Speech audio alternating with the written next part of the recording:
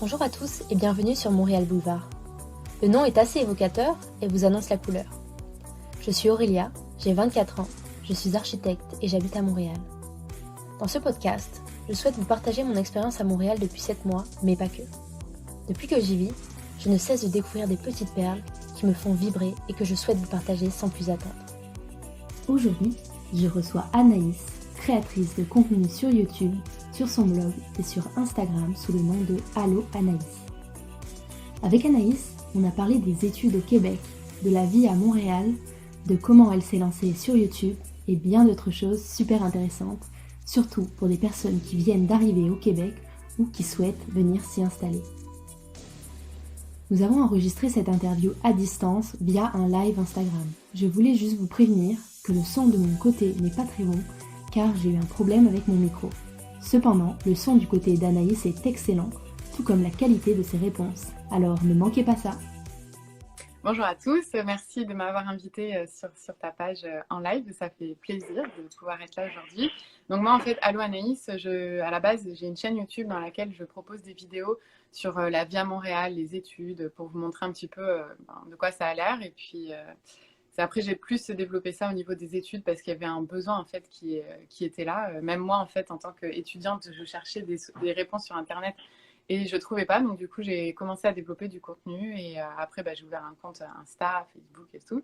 Donc voilà, je fais ça, ça fait depuis 2017. Donc ouais, ça commence à... Et est-ce que tu pourrais nous parler de ton parcours avant Montréal? Parce que j'avais suivi un petit peu tes anciennes vidéos, parce que moi, j'ai commencé à te suivre, moi, ça fait un an et 3 mois que je suis à Montréal. Et puis, c'est sûr que j'avais commencé à te regarder avant.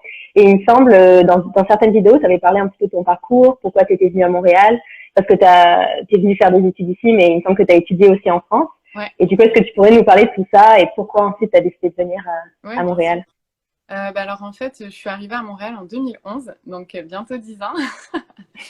Et en fait, avant Montréal, j'ai décidé de venir à Montréal parce qu'en fait, j'ai la double nationalité. Je suis née à Montréal. Donc pour moi, ça a été vachement plus facile de pouvoir m'intégrer. Et d'ailleurs, c'est pour ça que je reçois... Enfin, c'est les questions que je reçois quant à l'immigration, quel papier faire, même pour les études et tout. Malheureusement, j'en sais rien, tu vois. Je peux pas répondre à ces questions-là parce que je suis pas passée à travers ce processus. Et quand bien même, je me renseignerai et j'essaierai de donner des infos, ça change tout le temps. Et c'est ça. C'est ça. Puis je suis pas passée à travers, donc je peux pas donner des bons conseils de il faut le faire avant telle date parce que sinon ci ou ça. Je sais pas tous ces trucs-là, donc je préfère pas en parler pour induire les gens en erreur. Donc voilà, ça c'est la raison pour laquelle je peux pas en parler. Donc voilà, c'est ça. Je suis arrivée en 2011 avec ma petite valise de 23 kilos et au début j'étais venue pour un an voir comment ça se passait parce que j'avais ma meilleure amie à l'époque qui partait en Australie avec son copain. Donc je me suis dit bon écoute, moi aussi je vais partir de la France et voir ce que ça donne. J'avais fini mon BTS en France et puis je suis arrivée donc à Montréal et là j'ai commencé à travailler au bout de 3 semaines que je suis arrivée. J'ai travaillé pour la Banque nationale et puis je suis restée là quand même pas mal longtemps et pendant que je travaillais après je me suis dit ça serait bien en fait que je reprenne mes études. Parce que niveau BTS, ici, en fait, ils connaissent pas. Pour eux, BTS, ça veut pas dire grand-chose. Parce que, tu sais, ici, c'est soit tu fais un bac, donc niveau licence, donc un bac plus 3, ou soit t'as rien, quoi. Donc, l'entre-deux du BTS, ou même le DUT, c'est pas vraiment reconnu. J'avais fait une demande d'équivalence à l'époque, il m'avait donné un DEC technique qui équivaut à peu près à un bac professionnel, je pense. Donc, c'était en cégep, j'imagine. Ouais, c'est ça. Ouais, exact. Et donc, du coup, j'étais un peu, ok, non, c'est pas vraiment ça. En plus, j'avais fait un an à l'université de droit et tout, donc j'étais un peu déçue. Donc, du coup, je me suis dit, t'as le choix entre soit rester déçue le reste de ta vie ou recommencer tes études et puis accepter le fait qu'ici, ça soit pas reconnu et aller de l'avant. Donc, j'ai commencé par un certificat en gestion de projet à HEC Montréal parce que la gestion de projet, c'était quelque chose que je trouvais hyper intéressant. Et puis, petit à petit, j'ai vu qu'on pouvait faire un bac par cumul. Parce que l'objectif, c'était pas juste avoir un certificat, puis après, si je rentre en France, c'est pas reconnu, parce qu'un certificat, c'est pareil, il n'y a pas vraiment d'équivalent. Même si on pourrait dire à peu près un niveau BTS, mais c'est difficile, tu vois, en France, ce genre de diplôme aussi. Ouais. Donc, je me suis dit, HEC offre la possibilité de faire un bac par cumul en gestion. Donc, c'est ce que j'ai fait. Donc, c'est l'équivalent de 3 certificats, en fait, qui donnent accès à un bac. La même chose que le BAA, c'est quasiment les mêmes cours, les mêmes programmes et tout, sauf que quand tu fais un certificat, tu as accès à des programmes en soirée et les samedis et tout ça. Donc, tu peux jumeler travail et études. Donc, ça, c'était assez pratique parce qu'il faut financer les études aussi. Oui, c'est ça. Oui, C'est pas gratuit comme en France. Et puis là, du coup, depuis, je suis à la maîtrise. Je suis en train de terminer ma maîtrise en gestion des opérations avec profil mémoire. Donc, c'est assez costaud le truc, mais j'aime ça. et du coup, ça fait... enfin, là, il me semble que tu travailles en parallèle, c'est ça? Alors, je travaillais, donc comme je disais, j'ai travaillé pendant à peu près 6 ans à la Banque nationale. Après, j'ai travaillé chez Desjardins. Et puis là, j'ai arrêté en fait de travailler pour me consacrer à mon activité professionnelle. Ok. Parce que c'est une entreprise, Allo Anaïs, depuis 1 an.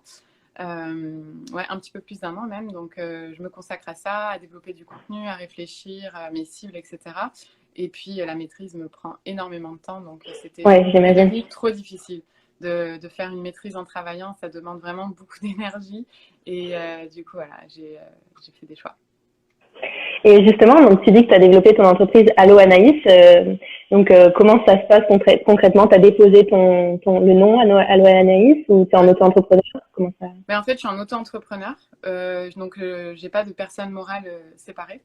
Je me suis enregistrée en fait pour avoir des comptes de taxes, tu sais, taxes fédérales et Ouais. provinciales. Pour, déjà, je trouve que ça fait un petit peu plus sérieux au niveau des entreprises. Tu sais, soit quand tu les démarches ou quand elles te démarchent, au moins, tu vois, un compte de taxes, ça fait un petit peu plus sérieux. Mais en fait, au Québec, tu n'as pas besoin de te déclarer en tant que travailleur autonome tant que tu gagnes moins de 30 000 par année. Oui. Donc, vu que c'était la première année d'exercice, j'avais pas spécialement besoin de le faire, mais bon, j'avais quand même envie de le faire pour l'aspect plus sérieux. Et je me suis déclarée en tant qu'auto-entrepreneur. Donc après, si tu veux te déclarer en tant que personne morale à part, donc avoir une identité complètement séparée de la tienne, là, c'est un autre niveau, c'est incorporé, c'est les incorporations, là, c'est les Inc. Ouais. Donc ça, je ne suis pas encore incorporée parce que pour l'instant, je voyais pas trop l'utilité de le faire, parce qu'après, tu as des obligations comptables plus lourdes aussi. Oui. Donc, J'ai suivi un cours sur l'école des entrepreneurs qui parlait de ça justement. ouais. Et parce qu'en France, on est obligé de s'inscrire en auto-entrepreneur. Et moi, comme j'ai commencé à avoir des petits contrats aussi, je me demandais si j'avais besoin de m'inscrire, mais on m'a dit que comme je travaillais en mon nom, c'était pas la peine. Donc, Ouais, voilà, c'est ça. Jusqu'à ce que tu gagnes plus que 30 000 après. Quand tu oui, vas voilà, c'est ça. avoir des revenus plus intéressants, mais là, tu pourras t'enregistrer. Ouais, Bon, exactement. après, l'enregistrement, c'est pas ça qui coûte cher. Hein. Ça m'a coûté 50 $. Ça m'a pris 1 heure à faire ça sur un site internet. Donc, c'est très Ouais, facile parce que je sais qu'en France, c'est très compliqué. ouais, c'est ça, c'est ça, ouais. Ici, ouais, c'est vachement plus simple de t'enregistrer. Ouais. Ben aussi, moi je le vois à travers les podcasts et les personnes que j'interviewe, ce que je comprends, c'est que le Québec et Montréal est très porté vers l'entrepreneuriat, le développement de projets. Et je pense qu'ils veulent faciliter aussi les choses pour Ouais. que les gens puissent développer leur activité. Puis il y a énormément d'aides aussi au niveau de des aides financières, même qu'on appelle ça des incubateurs dans plein de domaines. Mhm. Donc c'est vraiment intéressant aussi de voir ça, ce qui montre que le Québec est vraiment ouvert à l'entrepreneuriat. Donc s'il y a des personnes qui veulent venir et qui ont des idées de projets, le Québec est très preneur de nouveautés, quoi. Tout à fait, tout à fait. Effectivement, c'est vraiment super de ce côté-là. Ouais. Et comment tu vis le confinement? Parce que pour ceux qui nous regardent de la France, il faut savoir que Montréal est encore confiné jusqu'au minimum au 25 mai. Je sais pas si ça a changé, mais Mais à 25 mai, puis ça risque d'être repoussé jusqu'au 2 juillet. Hein. ouais. Parce que Montréal, Oh on est là un là. peu. Donc, Oui, c'est ça. Montréal, tu sais, genre au Canada, il y a eu quoi, à peu près 40 000 cas et à Montréal, 20 000, tu sais, donc tout va Oui, bien. c'est ça.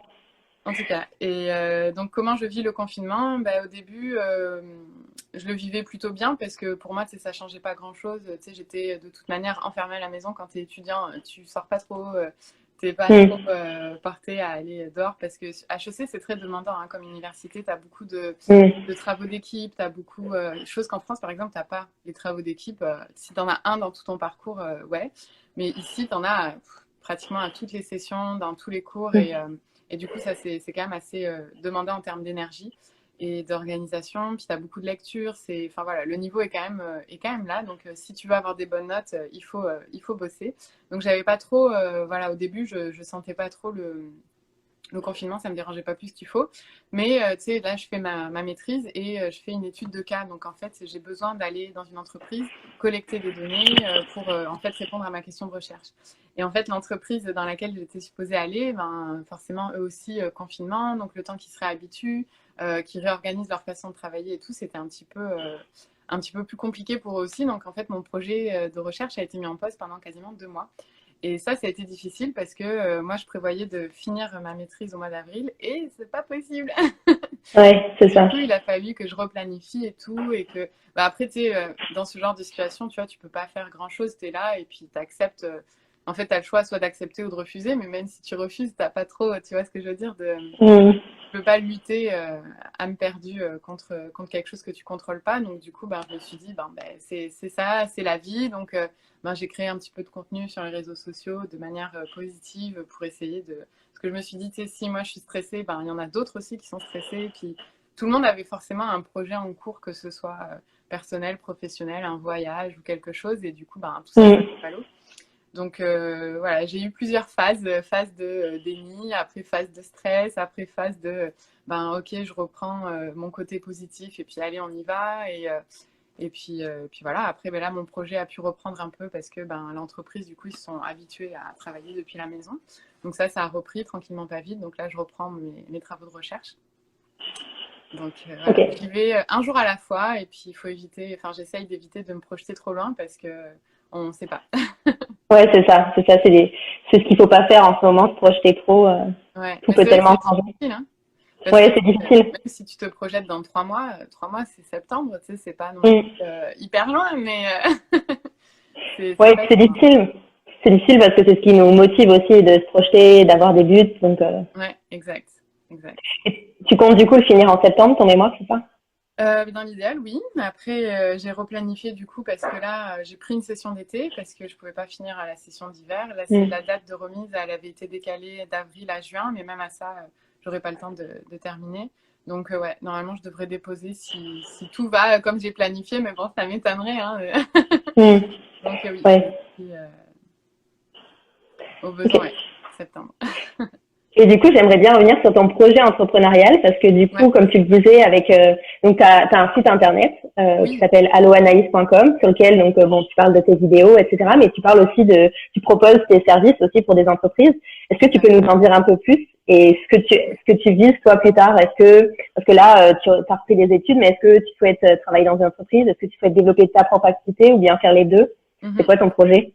Alors effectivement, c'est vrai que mon site internet à la base, je l'avais bâti pour me faire connaître des entreprises parce que j'avais fait par exemple une vidéo, enfin 2 vidéos en collaboration avec HEC Montréal, c'est pour montrer l'université et tout ça. J'avais fait plusieurs vidéos et je trouve que c'est une fenêtre intéressante aussi YouTube ou les réseaux sociaux pour des entreprises qui souhaitent se faire connaître de mes abonnés qui sont des futurs étudiants ou des étudiants ou des gens qui vont venir à Mm. Montréal. Donc, en fait, j'avais créé ce site-là pour en faire la promotion.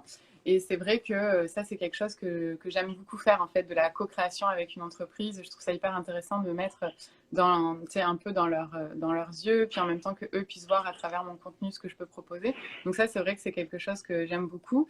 Et puis maintenant, j'ai développé aussi une partie blog où je parle un petit peu des bonnes adresses à Mm. Montréal, des choses comme ça. Ça aussi, je trouve que c'est intéressant. C'est quelque chose que je faisais pas du tout au tout début. Avant, c'était juste vraiment YouTube et les réseaux sociaux. Donc oui, effectivement, mon objectif, c'est de continuer à faire vivre cette activité, la développer et tout. Et puis à la fin en fait de mes études, parce que bon, c'est quand même pas hyper éloigné hein, ce que je fais. Mes Mm. études, c'est la gestion de projet, gestion des opérations. Donc une entreprise, c'est un projet aussi. Mm. Donc moi après j'aimerais ouais, bosser dans une compagnie parce que en fait moi c'est la transformation numérique des entreprises qui m'intéresse beaucoup. Donc dans l'idéal ouais, ça serait de travailler pour une entreprise de ce côté-là tout en continuant mes activités pour Allo Anaïs. Parce que bon après quand j'ai plus d'études, ben, mon agenda se libère plutôt bien donc pouvoir continuer cette activité-là aussi par la suite. Ouais. Et comment tu t'es formée à la vidéo? Parce que du coup, tu as dû, j'imagine, apprendre beaucoup de choses. C'est quand même un Ouais. domaine qu'il faut. Ouais, c'est ça. Ah oui, tout à fait. Mais en fait, moi, je me suis lancée sur YouTube en mode 1, 2, 3, go. Allez, on y va, c'est parti. Mm. J'avais filmé ma première vidéo avec mon copain et la qualité était assez médiocre. Et puis en fait, bah, c'est au fur et à mesure. Hein. J'ai appris, je connaissais rien du tout, vidéo, Photoshop et tout ça. Même Instagram, je ne savais pas trop comment ça fonctionnait. Je me suis lancée et en fait, c'est à force d'essayer de faire des choses avec le logiciel, avec la vidéo, je me suis équipée un petit peu de matériel et tout. Et c'est vraiment bah, au fur et à mesure, quoi. sur le tas. J'ai pas pris de formation spéciale. Je me suis vraiment, en regardant d'autres vidéos aussi, ça inspire beaucoup. Puis même dans les films, hein, tu vois les transitions, des fois des films, tu dis ah ouais, ça c'est pas mal. Je pourrais Oui. faire ça pour ma prochaine vidéo. Ou ah oui, tu vois la caméra elle est comme ça. Et donc du coup après tu développes un œil. Exactement, ouais. Ouais. Ouais, moi aussi, je me suis lancée sur YouTube il y a quelques semaines. J'aimerais bien commencer, bon, moins fréquemment que les podcasts, mais maintenant que j'ai commencé à le faire, ben, toutes les vidéos que je regarde, je vois les cuts, les transitions, tout ça. Exact. Ça développe un œil. Et oui. C'est quoi la vidéo que tu n'as pas faite mais que tu aimerais faire? Ouf, il y en a plein sur mon téléphone. Là, j'ai une note avec plein de vidéos que je voudrais faire. Il y en a notamment une sur les frais, tu sais, genre entre HEC Montréal et HEC Paris. Parce que il y en a qui pensent que c'est la même école.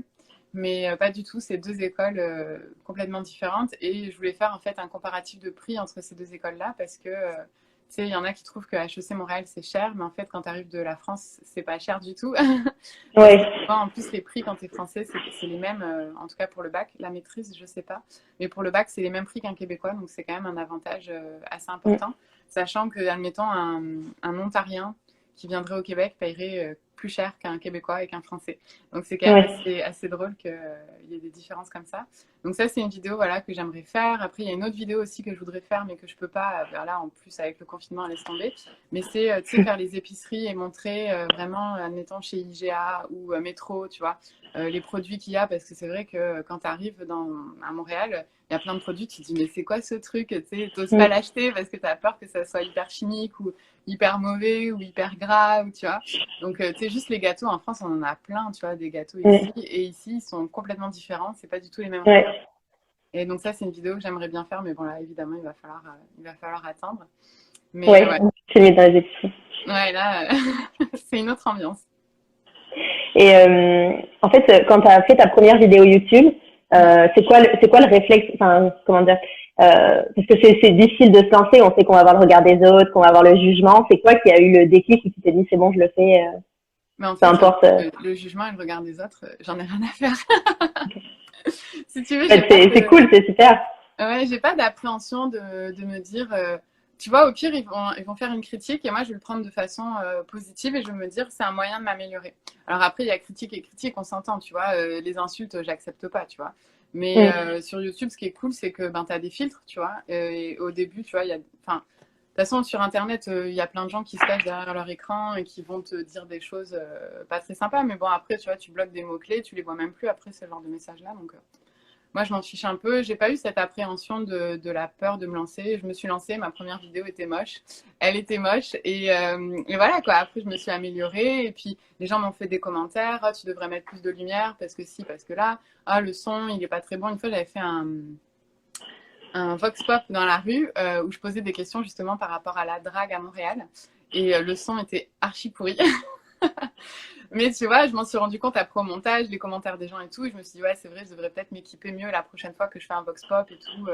Et du coup, bah, j'ai acheté un micro.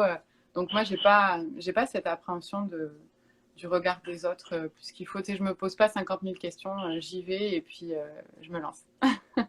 J'aime bien ce genre d'état d'esprit. C'est un peu le mien aussi. Moi, j'avoue que j'ai un petit peu plus peur du regard des autres, mais de moins en moins. En commençant par le podcast, c'est sûr que la première chose, c'est que tu fais écouter ta voix. Du coup, tu t'entends, tu vas parler, tu détestes ta voix, puis après, tu t'habitues. Et après, avec la vidéo YouTube, maintenant que j'ai commencé, c'est un peu la même chose. Tu te dis, bon, bah, tout le monde va voir tout éthique, etc. Mais en même temps, si on a peur du regard des autres, on se lance jamais. Donc, c'est pour ça que je dis un peu aux autres, aux gens, je leur dis vraiment, lancez-vous, quoi, si vous avez une idée. On le fait d'abord pour nous, je pense. Ben oui, tout à fait. Faire plaisir. Et tant mieux si ça aide les gens, c'est aussi le but. Mais... Ben ouais, non, c'est clair. Puis en plus, tu sais, quand tu te filmes, tu apprends aussi. Moi, au début, tu verrais ma première vidéo. Tu la verras pas parce qu'elle est cachée, je l'ai enlevée. Mais la première vidéo, tu sais, je suis là, je suis genre un peu impressionnée par la caméra. Tu sais, j'ose pas trop parler. Je suis quand même une personnalité assez extravertie. Mais devant la caméra, au début, j'étais hyper gênée. Je savais pas trop comment m'adresser à la caméra et tout. Et en fait, ben, ça, tu l'apprends. Puis tu sais, les tics que tu as. Ben, je m'en suis rendu compte que j'avais des tics quand je parlais et tout. Puis quand j'ai soif, je commence à avoir la gorge sèche. Et là, je le vois au montage. Là, je suis comme, non, fallait boire à ce moment-là. Mais après, voilà, la magie du montage, tu coupes et tu recommences. Donc ça aussi, c'est... Oui, ça, c'est clair. Et ça te prend combien de temps à peu près pour monter une vidéo en général? Bah, ça dépend. Les vlogs, c'est assez long parce que il y a plusieurs plans. Tu sais, des fois, j'essaie de faire des effets un peu. Enfin, j'avais fait plusieurs vlogs à Montréal l'été. J'avais Mhm. adoré faire ces vlogs, Montréal l'automne et tout. Donc, les vlogs, ça me prend une dizaine d'heures à peu près. Ah oui, Euh, ok. ouais, à monter, filmer, tout ça. Par contre, au niveau du script, c'est plus simple parce que ben, je parle moins. Je Ouais. suis plus en mode, je montre des plans, donc je réfléchis plus aux plans que je vais monter. Mais après, une vidéo face caméra, ça dépend après ce que je veux faire. Mais ça peut me prendre quand même un bon 5-6 heures à monter, quoi. Ouais, ça prend vraiment du temps. Ouais, Et tu ouais. utilises quoi comme logiciel pour monter? Alors au début, j'utilisais iMovie, qui est pas mal pour débuter, tu sais, pour t'apprendre sur... Parce que moi, j'ai un Mac, donc c'était Ouais, sur Mac, ouais, c'est ça. ouais, Mm. sur Mac. C'est pas mal au début pour voilà, apprendre un petit peu. Et après, je passais à Final Cut Pro, qui est comme iMovie, mais en version plus développée. Tu as plus d'effets, tu as plus de musique, tu as plus de son, tu as plus de... Donc, Ok. ouais. Et est-ce que l'algorithme YouTube influence tes vidéos, enfin, c'est pas l'algorithme, mais le format YouTube, est-ce que ça influence tes vidéos ou alors est-ce que, enfin, parce que je sais que il y a des standards un petit peu sur Ouais, YouTube ouais, qu'on mais retrouve tout à beaucoup. fait, ouais. Est-ce que ça t'influence dans ton travail, toi? Ah ben tout à fait. L'algorithme YouTube, en fait, c'est ce qui fait que ta vidéo va être positionnée sur la page d'accueil, qui fait que ta vidéo va être présentée à des gens qui regardent du contenu type Montréal. Sûrement que ma vidéo, que tu as découvert ma chaîne comme ça parce que tu as vu une vidéo sur Mm. Montréal de ton sujet d'intérêt, un truc que tu avais déjà cherché ou que tu avais cherché dans Google mais pas encore sur YouTube. Et là, du coup, l'algorithme, avec les mots-clés, t'a présenté mes vidéos. Donc oui, l'algorithme est hyper important et ce qui est hyper important sur YouTube, bah, c'est les tags que tu mets sous tes vidéos, c'est les Mhm. mots-clés. Ça va être ton titre de vidéo, est-ce que ça correspond à vraiment ton sujet. La miniature de ta vidéo, en fait, ça, c'est ce qui va attirer les gens à cliquer sur la vidéo. Parce que c'est ça qui est hyper frustrant, c'est que tu mets 10 heures à faire une vidéo et il n'y a personne qui clique dessus, tu vois. Et ça, c'est difficile parce que la vidéo peut être super bien, mais si tu n'as pas une belle miniature, si tu n'es pas bien référencé, ça peut être compliqué après à faire des vues et à ce que les gens puissent atteindre ta vidéo et que tu puisses, même toi, admettons, t'es abonné à ma chaîne, mais est-ce que encore aujourd'hui, tu vois mes vidéos dans ta page d'accueil, tu vois, ça aussi, c'est un défi parce qu'une fois que les Mm. gens se sont abonnés, c'est qu'après, ils continuent à regarder tes vidéos. Donc, Ouais. l'algorithme YouTube joue énormément et en fait, ce qui est hyper intéressant sur YouTube, c'est que tu as énormément de statistiques qui te permettent de voir les performances de tes vidéos pour pouvoir justement Mm. t'améliorer. Donc, ça, c'est quand même chouette. Oui, c'est ça. J'ai remarqué que tu pouvais voir combien de temps en moyenne les gens regardaient ta vidéo, si c'est des hommes, des femmes, où est-ce Ouais, qu'ils habitent et tout ça. ouais, ouais. Par exemple, tu vois, j'ai moins pour les podcasts, par exemple. Moi, j'ai pas le temps moyen. Alors, peut-être que je connais pas la fonctionnalité, mais a priori, tu peux pas l'avoir sur la plateforme, moi, que j'utilise. Tu Tu vois utilises pas forcément. Spotify, hein, c'est ça? J'utilise Ocha, en fait. Ok. Ocha, c'est une plateforme qui rediffuse sur toutes les plateformes de podcast et Ah, elle va me compter le nombre d'écoutes. Et par exemple, le nombre d'écoutes n'est pas du tout le même parce que sur YouTube, il me semble que dès qu'une personne clique ou regarde quelques secondes, c'est comptabilisé, alors que le podcast, c'est pas du tout comme ça. ouais. Il faut que, je pense qu'il faut que la personne ait regardé et écouté plus de la moitié Ah oui, du d'accord. épisode.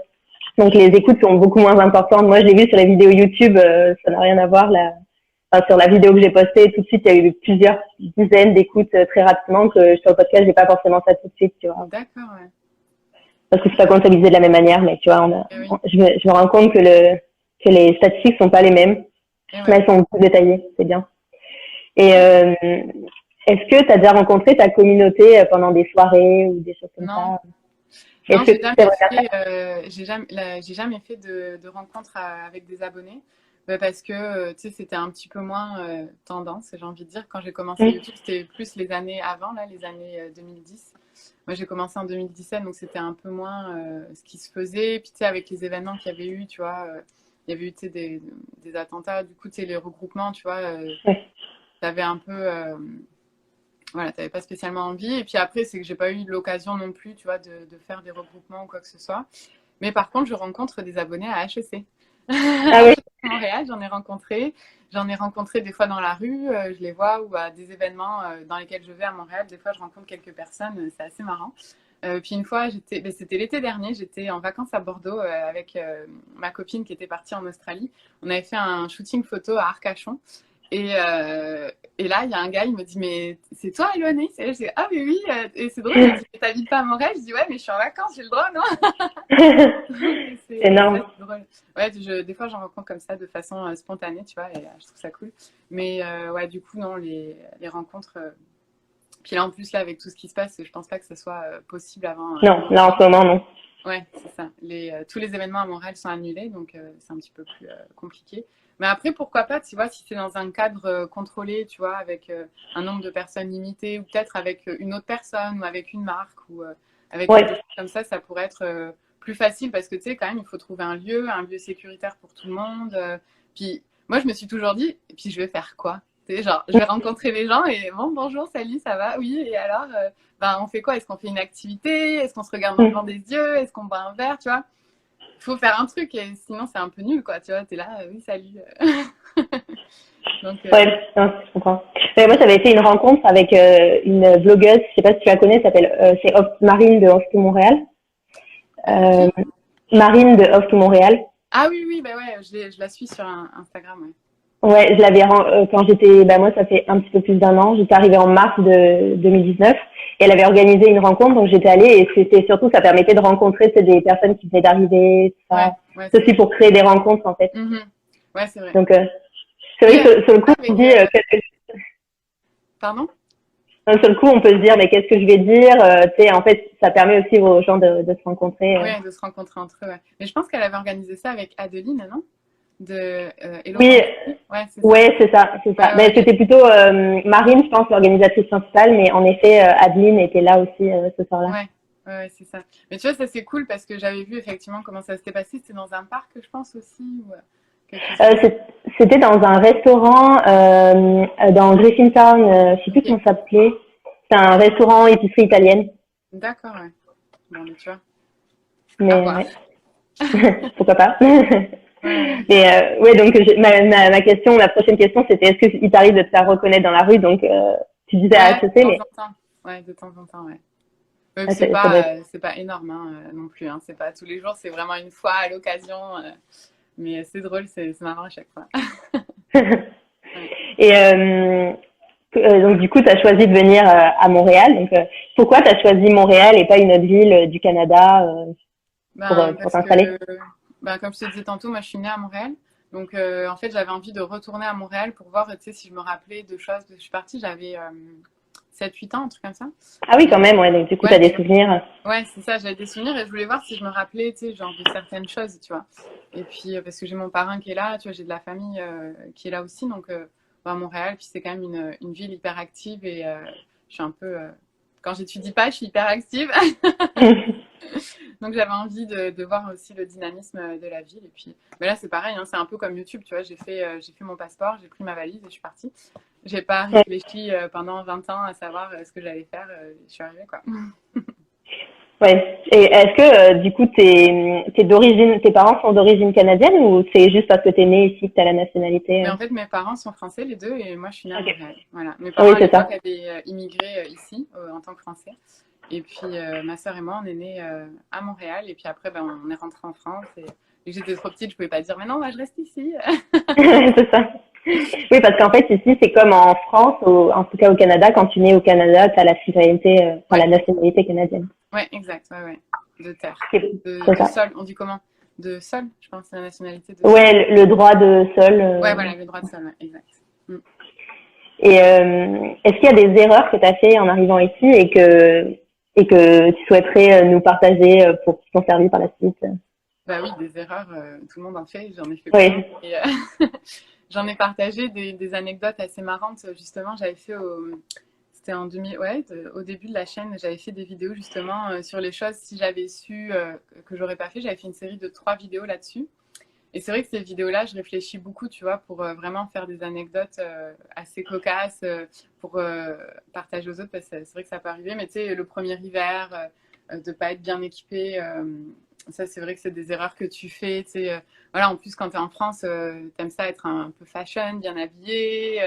Tu vois, mais ici, tu arrives, non, oublie ça, tu vois, en hiver, tu peux pas avoir des jolies chaussures et un. Oui, tu peux avoir un joli manteau, mais il faut qu'il soit quand même assez chaud. Et voilà, les premiers hivers, ça a été des erreurs que j'ai faites de ne pas choisir des bottes d'hiver assez chaudes. Ce genre de truc. Ou à l'époque, je racontais aussi que, tu sais, ça n'existait pas, les AirPods, à l'époque où j'avais fait la vidéo. Donc, du coup, j'avais genre des écouteurs avec le fil à l'extérieur. Et le fil, en hiver, il gèle. Hein. Ouais. J'ai pété plusieurs écouteurs comme ça. Donc, ça, c'est le genre d'erreur. Tu te dis, bon, ben. Ok, les écouteurs, ils sont pétés. Mais bon, tu vois, maintenant, tu as les AirPods. Donc voilà, bah, après, là, comme ça. Après, si, tu peux faire des erreurs au niveau des expressions ou avec des expressions québécoises qui ne veulent pas dire la même chose que les expressions françaises. Ça, c'est quand même assez drôle aussi. Parce que tu parles la même langue, on parle français, mais on n'a pas du tout les mêmes expressions. Et des fois, il y a des quiproquos quand même assez cocasses qui peuvent arriver. Donc voilà, des petits trucs comme ça. Mais après, voilà. Et est-ce que tu as eu l'occasion de voyager un petit peu au Canada dans d'autres provinces? Alors, au Canada, je suis allée à Toronto. Et puis, c'est pas mal tout. Parce qu'en fait, j'ai commencé mes études, c'était en 2014. Donc, en fait, les 3 premières années, c'était les seuls moments où j'avais un petit peu de temps. Mais j'avais pas d'argent pour voyager. Puis, voyager au Québec, c'est quand même pas donné. Hein. C'est des voyages qui coûtent un petit peu cher. Et bon, après, j'ai visité quelques parcs autour de Montréal, mais j'ai pas vraiment exploré comme les Français. Il y a beaucoup de Français qui adorent explorer le Québec et ils ont bien raison parce que c'est vraiment joli comme province. Mais moi, non, j'ai pas eu cette occasion. Et après, voilà, avec HEC, c'est un petit peu plus compliqué. Donc, j'avais fait quelques voyages aux États-Unis plus. J'ai voyagé pas mal aux États-Unis et Cuba parce que je me suis dit, tant qu'à être de ce côté-là de l'océan, ça coûte moins cher. Oui, c'est ça. Oui, exactement. Les vols. Oui, souvent les Français. Ouais. Excuse. Non, vas-y. Non, je disais souvent, les gens qui sont expatriés ici, ils en profitent pour aller plus dans comme tu disais, Cuba, le Mexique, les États-Unis, les plus proches. Bah oui, parce que depuis la France, pour aller à Cuba, c'est hyper cher. Et moi, c'était un peu, c'était un pays que je voulais absolument visiter. Et à l'époque, j'étais partie avec une copine, tout inclus, genre à $800. Donc, billet d'avion, hôtel, la plage, bon, ben ok, hein. Alors que tu vois, au Québec, à l'époque, $800, t'as pas grand-chose, quoi. Tu sais, tu pars une fin de semaine et bon, maintenant, t'as de plus en plus de chalets, de choses comme ça que je vois, mais à l'époque, j'étais moins renseignée aussi. Et du coup, voilà, j'ai plus allé à l'extérieur du Canada que. Alors, on a quelqu'un qui nous dit que Vancouver, c'est tellement cher depuis Montréal. Ouais, c'est vrai. Puis c'est loin quand même, hein, en avion. Je sais que Montréal, Las Vegas, à l'époque, j'avais payé genre $300 aller-retour, tu vois. Ah, c'est pas cher. $300, c'est pas cher. Ouais, non, c'était pas cher. Mais avec une copine, on était trop en mode, on regardait les billets d'avion et dès qu'on voyait un billet d'avion pas cher pour une destination américaine, on le prenait. Mais bon, après, c'était des airlines boui-boui, là, tu vois. J'espère que tu vas bien atterrir, quoi. Voilà, tu fais la prière dans l'avion. Mais voilà, et puis les hôtels là-bas, c'est pas cher non plus, parce qu'il y en a vraiment beaucoup. Donc voilà, c'était des choix faciles. Pas déçu. J'entends un peu que tout est mitigé. Ouais, c'est vrai qu'à Cuba, il y en a qui disent que la bouffe est dégueulasse, que c'est pas bon, que blabla. Mais à moins d'être hyper difficile ou d'avoir énormément d'allergies, moi je vois pas. Enfin, moi je me suis toujours régalée quand je vais à Cuba. Enfin, moi je trouve que c'est un pays qui est très où il y a beaucoup de fruits et j'adore les fruits, c'est la papaye, la mangue. La mangue à Cuba n'a aucun rapport avec la mangue qu'on trouve au Québec. Les avocats aussi, c'est pas du tout les mêmes goûts. Enfin, moi, j'aime vraiment la bouffe là-bas. Les jus aussi, que tu peux trouver les jus à base de fruits, c'est top. Et après, si tu vas dans des hôtels tout inclus à Varadero, c'est sûr que il y a un peu de tout. Et puis, vu que c'est pas cher, il y a beaucoup de monde. Mais après, tu peux aller à La Havane, tu vois, c'est à côté. C'est cool aussi. Puis Cuba, c'est vraiment un beau pays, là. Et les plages sont magnifiques. Je devais y aller, je devais décoller pour Cuba je crois que c'était le 13 mars, le jour où le Premier ministre a conseillé de pas partir, donc finalement j'ai annulé mon voyage. Mais j'ai un avoir pour mes billets, mais j'ai pas eu. Mais en effet, j'avais entendu, tout le monde m'avait dit, te fais pas un fantasme sur la bouffe, tu vas manger, mais en même temps, je pense que tu vois, aussi en tant que Français, on a tellement l'habitude d'avoir de la nourriture hyper variée et tout ça que souvent on aime voyager pour la bouffe, mais il y a des endroits peut-être où il faut moins s'attendre à la bouffe, faut miser sur autre chose, quoi, tu vois. Oui. Ben, après, c'est sûr que tu sais, c'est déjà un pays du tiers-monde. Hein. Donc, c'est sûr Oui. qu'ils n'ont pas le luxe d'avoir accès à tous les produits qu'on a. Tu C'est sais, ça. à Cuba, c'est compliqué d'avoir accès à du papier toilette. Hein. Alors que pour nous, le papier toilette, bon, à part au début de la crise où tout le monde s'est jeté sur du papier toilette, mais je veux dire, hormis cet événement-là, on se pose jamais la question d'avoir accès à des produits de base. Alors qu'à Cuba, oui, parce que c'est le gouvernement qui contrôle tout. Donc, c'est sûr que, tu vois, il y a des aliments que tu n'as pas forcément, qu'on a l'habitude d'avoir ici. Mais bon, en même temps, enfin, moi, je prends l'hypothèse que quand je vais dans un pays pour voyager, ben, je m'adapte à ce qu'il y a. Oui, Et c'est je ça, mange exactement. local, tu vois. Et si j'ai pas mon petit croissant le matin, ben, je passe à autre chose, tu vois. Et justement, ce qui est magnifique là-bas, c'est les fruits et les légumes, quoi. Enfin, tu trouves pas du tout les mêmes qu'ici. Et bon, après, dans les hôtels, c'est de la bouffe en quantité pour les touristes. Donc, peut-être que la qualité peut être moins bonne. Mais enfin, moi, dans les hôtels dans lesquels je suis allée, j'ai quand même trouvé que la bouffe était bonne. Et je suis quand même quelqu'un qui aime manger. Donc, Ouais. après, voilà, Ben, ça dépend. je pense que c'était plutôt parce que nous, à la base, on avait prévu de faire un voyage plus en mode sac à dos, tu vois, road trip. Et du coup, on m'avait dit, bah, tu sais, t'as des restos un peu plus ou moins bons, mais bon, après, voilà, tu fais. Et c'est vrai qu'on m'avait dit aussi, si tu peux amener des savons. On avait fait juste avant de partir, on avait fait un petit stock de savons pour en donner aux gens, tu vois. Ouais. Ah oui, oui. Bon, bah, évidemment, on n'est pas parti, mais on avait pris une vingtaine de savons ouais, des pour savons. amener. Tu sais, même pour les femmes, là-bas, l'accès au maquillage est hyper compliqué. Donc, tu sais, si tu vas à Cuba et que tu amènes des rouges à lèvres que tu as acheté à Pharmaprix, là, même si tu as acheté la marque pas chère de Pharmaprix, pour eux, ils vont adorer. Et du coup, ils vont te donner une portion supplémentaire de bouffe ou ils vont te donner une indication. Tu sais, pour eux, c'est vraiment ça. Tu sais, tu peux aller à Cuba et offrir des petits cadeaux comme ça. Les gens vont être hyper reconnaissants de ça. Donc, ouais, ça, c'est chouette. Et c'est vrai qu'en plus, même pour toi, avoir du savon, parce que surtout si tu vas en mode backpack à Cuba, ouais, il vaut mieux que tu aies ton propre. Ouais, vaut mieux, au cas où. Ouais. Et pour revenir à Montréal, du coup, c'est quoi qui te plaît dans cette ville par rapport à, par exemple, ta vie en France Je sais que tu en as parlé dans certaines vidéos, mais qu'est-ce qui fait que tu restes? Alors moi, en France, je viens de Bordeaux et c'est quand même une ville qui était pas mal active, mais je trouvais que j'avais fait un petit peu le tour. C'est quand même petit comme ville, alors que, enfin, je trouve que c'est petit. Après, c'est quand même génial aussi comme ville. Hein. Je veux pas, s'il y a des Bordelais ici, je veux pas que vous m'envoyez des flèches là. Mais Montréal, ce que j'aime, c'est que c'est une ville hyper dynamique, multiculturelle. Tu peux vraiment faire tout ce que tu veux, quand tu veux. L'aspect sécurité aussi, au début, ça m'avait énormément impressionnée. En tant que femme, enfin voilà, il y a des fois à Bordeaux, je me sentais pas en sécurité. Il y avait des quartiers où voilà, à partir d'une certaine heure, tu vas plus parce qu'on ne sait pas ce qui peut arriver. Alors qu'ici, tu rentres d'une soirée, il est 1h du matin, tu peux prendre le bus, tu peux même rentrer en transport en commun. Enfin voilà, tu es en métro et tout, il y a aucun souci. Tu t'habilles comme tu veux, tu n'auras aucune remarque à Montréal. Et ça, enfin voilà, ça je trouve ça, la liberté de pouvoir être qui on est. Ça, je trouve ça a fait du bien, tu vois. Même le regard des gens dans la rue, tu vois, les hommes, ils te regardent pas, voilà. Oui, c'est vrai, exact. Et ça fait du bien, mais tu te sens libéré d'un poids assez important, donc déjà juste ça. Et puis au niveau de tout ce qui est activité à Montréal, là, il y a vraiment plein de festivités tout le temps, c'est tout le temps hyper dynamique. Et l'aspect, voilà, comme je te disais, multiculturel, tu sais, si tu veux prendre un cours de danse du ventre, tu peux. Si tu veux prendre un cours de cuisine indienne, tu peux.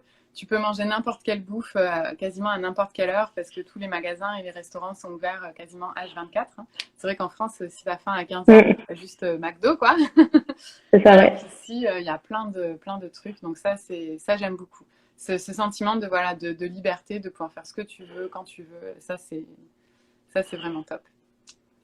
Et aussi, je voulais revenir sur des points que tu avais abordés, par exemple, sur ton blog. J'ai vu récemment que tu avais parlé des friperies, de la mode éthique. C'est quoi le déclic que tu as eu pour t'intéresser à ça? Parce que moi, c'est vraiment quelque chose qui m'intéresse beaucoup et j'en parle souvent. Il y a beaucoup de friperies à Montréal. Ouais. Il y a beaucoup donc, toi, c'est quoi ton déclic? Comment t'as... Eh ben, en fait, au début, les friperies, j'avais un peu un a priori négatif, en fait, de base, parce que déjà, tu rentres dedans, ça sent pas bon. Pour moi, c'était les vieux vêtements que tu prends pour aller te déguiser, pour faire un costume d'Halloween, tu vois. Moi, c'est vraiment cette image-là que j'avais initialement. Et puis, en fait, depuis le début de ma chaîne YouTube, je m'intéresse, parce qu'à un moment donné, j'étais blonde limite platine, et je me suis intéressée beaucoup aux produits naturels, tu sais, pour les cheveux, pour le visage, pour le corps. Et donc, je me suis intéressée à la composition des produits, au processus de fabrication des produits. Et de fil en aiguille, en fait, je me suis intéressée aussi au processus de fabrication des vêtements. Et c'est là où je me suis rendu compte que c'est un truc de malade. Un t-shirt que tu achètes à Zara, H&M, n'importe quelle marque, ça fait des kilomètres en bateau. Et l'industrie du bateau, enfin, le transport maritime, c'est l'industrie la plus polluante quasiment, là. C'est vraiment une industrie qui pollue beaucoup, qui est à la cause des fontes des glaciers. Enfin, c'est assez impressionnant. Et au-delà du trajet du vêtement, c'est les conditions éthiques des gens qui fabriquent les vêtements. Ouais. J'ai vu des reportages, justement, c'était un reportage français, la mode toxique, je ne me rappelle plus du nom, mais c'est un reportage. J'en avais parlé justement dans une vidéo, je pense que j'avais mis le lien, quand je parlais du Schwab Club, j'avais mis un lien, je pense, à ce propos. Puis justement aussi après sur la fabrication des vêtements et le cargo, la face cachée du cargo. Ça aussi, c'était deux reportages en fait qui m'ont vraiment. Je me suis dit oula, mais attends, ça marche pas là. Puis je suis quelqu'un qui aime ça, acheter des nouveaux vêtements et tout ça. Et donc du coup, je me suis posé beaucoup de questions et j'ai cherché. Et à l'époque, j'avais fait une vidéo avec Manon, qui avait une chaîne YouTube. Maintenant, elle a sa propre entreprise qui aide les entreprises à développer leurs réseaux sociaux. Mais à l'époque, elle avait une chaîne YouTube où elle parlait de mode et elle m'avait fait découvrir la friperie Eva B sur Saint-Laurent. Et au début, moi, sans elle, je serais jamais rentrée là-dedans, tu vois. Parce que de l'extérieur, on dirait vraiment un squat, le truc, et tu te dis, putain, je vais me faire égorger là-dedans, tu vois. Donc, de moi-même, j'y serais jamais rentrée. Mais en fait, quand tu rentres dedans, c'est vrai que c'est un petit peu spécial, la décoration et tout, mais tu as vraiment plein de choses hyper sympas. Et en fait, c'est un peu comme ça que je me suis intéressée à la friperie et que j'ai un peu baissé mes barrières et mes clichés que j'avais par rapport à la mode de seconde main. Et puis, après, j'ai découvert le Schwab Club. J'en parle longuement dans ma vidéo YouTube. J'avais fait un vlog justement pour faire découvrir le concept. Et ça, c'est un club où en fait on échange des vêtements. Donc, ce qui permet à la fois débarrasser ton garde-robe. Parce que ce qui se passe aussi, c'est que on a une tendance à l'accumulation en général. Et les vêtements, on en achète. On a 3 fois le même t-shirt qu'on va jamais porter. Ou on achète une robe pour une occasion qu'on va jamais reporter après. Donc tout ça, c'est de la surconsommation, c'est de l'accumulation de vêtements qui ne servent à rien, quoi. Et du coup, on se retrouve avec des placards et des placards remplis de vêtements. Et le Schwab Club, ce qui est cool, c'est que ça te permet de faire ton propre tri et d'aller donner des vêtements. S'ils sont acceptés, ça te fait un équivalent pour pouvoir en échanger. Donc c'est 1 pour 1, peu importe la marque, peu importe le style du vêtement. Et s'ils ne sont pas acceptés, admettons, tu as 20 morceaux et tu en as juste 10 qui sont acceptés, les 10 autres qui ne sont pas acceptés sont redonnés à une fondation. C'est le Chaînon, donc c'est une fondation qui aide les femmes. Donc voilà, tout est bénéfique dans ce modèle d'affaires-là, je trouve, en tout cas en tant que consommatrice. Donc ça a été quelque chose que j'ai vraiment aimé. Ça fait 1 an à peu près que je vais au Schwab Club. Et puis après, de fil en aiguille, j'ai découvert des friperies hyper modernes, tendances, et rien à voir avec les idées reçues que j'avais là-dessus. Et honnêtement, la seconde main, c'est quelque chose de... Voilà, maintenant, je suis 100% là-dedans, à fond. Et donc, c'est pour ça que j'avais fait un article aussi pour parler de tout ça, de l'impact. Parce que c'est vrai que moi, je ne m'en rendais pas compte, l'impact que j'avais en achetant des nouveaux vêtements. Donc, du coup, j'ai fait cet article-là pour justement parler des friperies qu'on peut trouver. Et il y en a plein sur Instagram, là, plein de comptes super cool. Et voilà, j'adore ça. Je pense qu'il y a eu quelques questions qui sont passées. Oui, j'en ai noté quelques-unes. Donc, il y avait quelqu'un qui parlait du documentaire, je pense, c'est les dessous de l'industrie du luxe. Il a parlé d'un documentaire. Ça, mais c'était pas celui-là que j'avais vu. C'était vraiment quelque chose mode toxique. Je l'ai écrit, je pense, dans mon article où il est dans le lien sous ma vidéo. Ouais. Il y avait aussi, ça c'est un documentaire sur Netflix, c'est The True Cost. Je sais pas si tu l'as vu. Il est vraiment, lui, c'est plus sur l'aspect social, donc le traitement des travailleurs. Moi, c'est un des aspects. Moi, en fait, je m'intéresse énormément à ça et j'ai décidé que j'achetais plus de fast fashion. Donc, maintenant, j'achète soit des marques éthiques. Donc, par exemple, je cite la boutique de Raphaël Bonin, Station Service. D'ailleurs, j'avais interviewé sur mon podcast. Je sais pas si tu connais. Non. C'est sur le plateau. C'est une boutique où elle accueille des vêtements de créateurs locaux. D'accord. Donc soit du Québec, du Canada, un petit peu des États-Unis, mais que dans des conditions éthiques, etc. C'est vraiment des belles pièces. Ils sont en location aussi, ces vêtements. Donc ça, c'est par exemple une boutique où j'ai acheté plusieurs pièces. Et après, il y a toutes les friperies. Ouais. Est-ce que tu m'entends toujours? Oui. Ah, Ouais, ok. je t'entends. Ouais. Bien. Toutes les friperies, notamment dans le Myland, il y en a plein Oui. que j'adore. Et tu peux trouver des pièces vintage uniques. Donc, Ouais. tu as des pièces de couturiers des années 70, 60. Enfin, c'est génial, quoi. Ça, c'est vrai. Donc, Ouais. donc C'est souvent de la bonne qualité aussi de tissu, tu vois. Parce que ouais. ce qui se passe, c'est que souvent maintenant dans les tissus modernes là, qu'on fabrique, c'est que du plastique en fait. Mm. C'est à base Avec de du plastique. polyester. Ouais, c'est ça. Et en plus, il y a la pollution qui est liée au transport, à la fabrication, etc. Mais en plus, dans les machines, quand tu fais ta machine, il y a des dépôts, en fait, Oui. des micro-dépôts qui vont dans l'eau et qui polluent, oui, quoi. tout à fait. Oui, mais même au niveau de la fabrication, tu sais, eux, ils ont des centrales d'épuration, là, mais épuration, rien du tout, hein. Ils envoient ça dans les rivières. Alors, il y a certaines marques qui essayent de faire attention par rapport à ça parce qu'ils savent très bien que c'est problématique.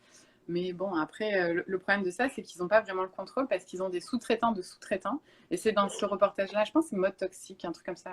Dans le reportage que j'arrive pas à trouver le nom, ils parlent justement de ça, qu'ils passent par des sous-traitants de sous-traitants. Donc après, même pour eux, c'est difficile de faire le lien de toute la chaîne de production. Et Ouais. ils ne contrôlent pas, quoi. Mais heureusement, je pense qu'on est en train de changer de mentalité et maintenant, enfin, ils sont obligés, les grandes marques, même les grandes marques, de faire un minimum attention parce que sinon ils sont boycottés, quoi. Ouais. Mais après, il y a l'effet Même inverse, si, tu sais, dans le cosmétique, il y a le greenwashing, tu sais, qu'on entend bon. parler de plus en Ouais. plus. Et ça, il y en a plein qui se font avoir. Et moi, la première, je me suis fait avoir au début.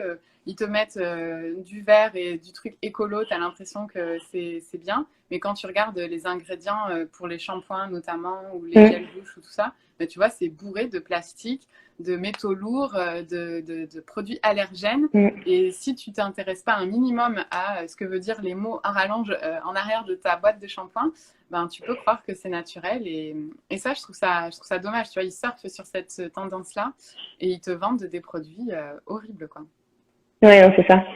En fait, c'est plus mauvais de les utiliser qu'autre chose, ça. Ah oui, non, tout à fait, ouais, tout à fait. Mais ça passe par la prise de conscience et l'intérêt personnel de se renseigner et de faire l'effort. C'est un effort quand même, hein, d'aller te renseigner et de vérifier que le produit est correct, quoi. Oui, c'est ça. Et puis, même en termes de cosmétiques, tout ça, pour ceux qui habitent à Montréal, pour ceux qui sont à Montréal, il y a plein de marques. Je pense à Les Trappeuses, Be Kind, qui font des cosmétiques naturels. Et puis, c'est local aussi, donc c'est bien d'encourager les entreprises locales. Donc, il y a plein d'alternatives, en fait, tout à fait. qui existent. Et j'avais noté une question un peu avant, c'est est-ce que tu habites sur le plateau comme tous les Français? Non. Non, j'habite pas sur le plateau, mais je dirais pas où est-ce que j'habite parce que c'est quelque chose que quand tu as des vidéos sur YouTube, tu veux pas trop dire où tu habites parce que, oui, c'est ça. les gens viennent frapper à ta porte, tu vois, parce que ça peut être de très bonnes intentions comme de moins bonnes intentions. Donc, je préfère un petit peu me protéger, mais non, j'habite pas sur le plateau parce que oui, je suis française, mais je suis française mais canadienne aussi, donc j'ai un petit peu mélangé dans ma culture, donc non. Moi non plus, j'habite pas sur le plateau, même si je suis française 100%. Mais il s'est rendu cher maintenant, hein, le plateau. Oui, c'est ça, en fait, c'est ce que j'allais préciser. Certains nous regardent peut-être de France et certains encore ne connaissent pas trop les quartiers, les prix, mais c'est vrai que le plateau, c'est quand même un quartier assez cher. Ouais. Donc, voilà. Et comment tu vois Montréal dans 5 à 10 ans? Ouf, très bonne question. Franchement, aucune idée. Montréal, je pense que ça va rester la ville que ça a toujours été, tu vois, une ville dynamique, multiculturelle.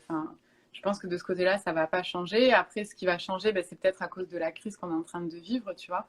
Là, je vois que la mairesse est en train de mettre des trottoirs plus larges, des pistes cyclables. Ouais, elle a augmenté le nombre de kilomètres de pistes cyclables, donc ça peut être intéressant aussi. Mais après, moi, je me projette jamais trop longtemps comme ça. 10 ans, pour moi, je sais, j'en ai aucune idée, tu vois. Mais je pense que ça va continuer d'être une ville aussi dynamique avec peut-être des critères en termes de port de masque ou je sais pas, d'hygiène qui vont peut-être changer.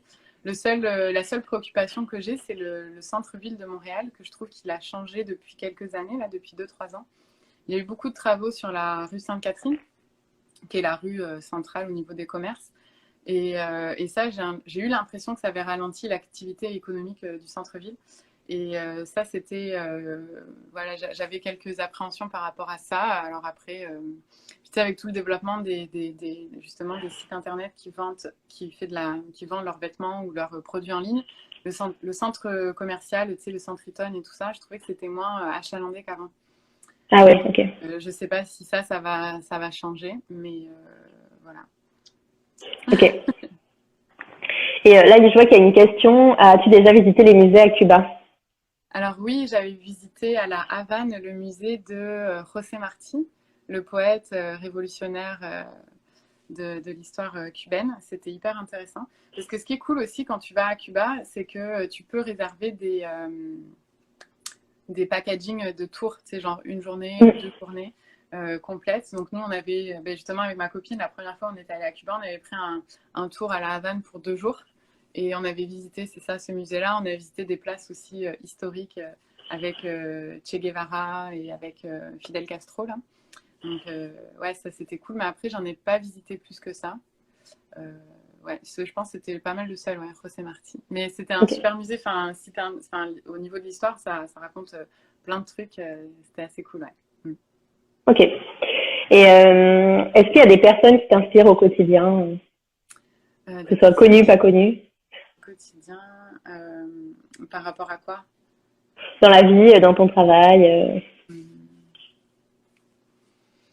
C'est une bonne question parce qu'il y a beaucoup d'inspiration, enfin, tu vois, d'influence ben, tu vois, dans mes proches, tu vois, c'est sûr que je suis quand même assez influencée par l'opinion de mes proches, tu vois, mon copain, mes parents, mes directeurs de recherche aussi qui m'influencent beaucoup dans ma recherche. Donc ça, c'est quelque chose que... Mais après, tu vois, je suis pas fan, par exemple, d'une personnalité publique ou, tu vois, j'ai jamais eu vraiment de... Bon, quand j'étais ado, oui, là, j'avais des posters dans ma chambre comme tous les ados, mais tu vois, je suis pas forcément... j'ai pas forcément de personnalité qui m'inspire plus qu'il faut comme ça, là, je te dirais. Et est-ce qu'il y a une œuvre, que ce soit un livre, un film, peu importe, une musique, qui t'inspire aussi, que tu aimerais partager à nos auditeurs, que tu as découvert récemment ou moins récemment? Ouais, ben en fait, le livre, j'en parlais justement dans la vidéo Qu'est-ce qu'on fait en confinement quand on est étudiant, le livre de Cynthia Marcotte sur la faim. Donc ça, c'est une nutritionniste montréalaise. J'avais fait une vidéo avec elle aussi. D'ailleurs, elle a lancé un programme de formation par rapport à la faim. Et j'ai trouvé que ce livre-là était super intéressant. J'ai fini de le lire. Et tu as toute une partie sur l'explication. Donc, qu'est-ce que la faim, d'où vient la faim, quelles sont les hormones en fait, qui sont mises en jeu.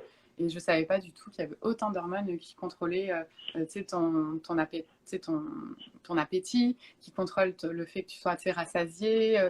C'est bon parce que tu en entends plus ou moins parler, mais là, c'est vraiment une recherche scientifique. Elle a fait sa maîtrise à l'Université de Montréal et elle a vraiment une approche scientifique dans son livre. Et ça, je trouve ça hyper intéressant parce que, tu sais, il y a plein de monde qui parle de n'importe quoi et après, tu sais plus trop qui croire. Oui, mais ce livre-là, je trouve que c'est vraiment bien. Puis c'est clair, tu as des tableaux, tu as des schémas, c'est très facile à comprendre. Et en plus, la deuxième partie du livre, tu as plein de recettes justement sur comment manger équilibré et tout. Et comme je disais dans la vidéo, je trouvais que c'était intéressant de lire ce livre en confinement parce que on a plus faim en confinement, parce qu'on s'ennuie, parce que on a envie d'aller taper la tablette de chocolat qui est dans notre placard. Mais en fait, c'est de se poser la question, mais pourquoi tu as faim? Est-ce que c'est vraiment faim? Est-ce que c'est vraiment de la faim que tu ressens ou est-ce que c'est plutôt... de l'envie de manger quelque chose et en même temps il faut aussi pouvoir avoir des plaisirs quoi, c'est pas parce qu'on est en confinement qu'il faut que manger des pâtes. Oui, c'est ça. Donc voilà, c'est un livre que j'ai beaucoup aimé. Tu en avais parlé sur une story il y a quelques temps et puis du coup moi je lis sur tablette sur Kobo depuis quelques semaines, c'est récent. Et j'emprunte mes livres sur la bibliothèque de Montréal, la BNQ, et je l'ai réservé, donc c'est mon prochain ma prochaine lecture. Super, tu m'en donneras des nouvelles. Ouais, ok. Écoute, c'était super intéressant de te recevoir et puis j'espère qu'on aura l'occasion de se rencontrer en vrai quand tout ça sera terminé. Oui, c'est clair. Bientôt, on croise les doigts là. Ouais, c'est ça. Merci beaucoup Anaïs et puis à bientôt. À bientôt, ciao. Bye. Merci à Anaïs pour cette conversation super intéressante. Vous pouvez retrouver Allo Anaïs sur Instagram, sur YouTube et sur son blog. Tous les liens sont dans la barre de description de l'épisode. Quant au podcast, vous pouvez me retrouver sur Instagram, Montréal Boulevard, sur Facebook, mais aussi sur toutes les plateformes d'écoute. Si le podcast vous plaît, n'hésitez pas à laisser un petit commentaire sur votre plateforme d'écoute préférée et un 5 étoiles sur Apple Podcast. À bientôt sur Montréal Boulevard.